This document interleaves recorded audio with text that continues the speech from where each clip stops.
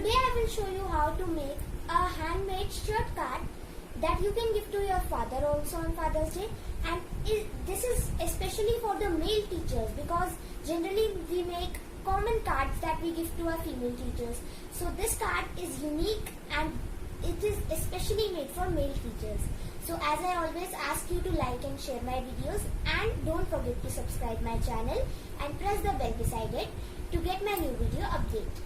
So let's get started.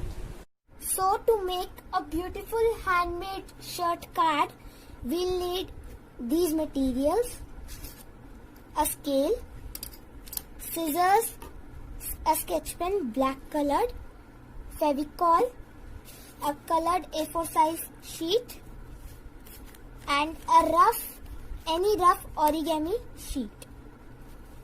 So let's start now.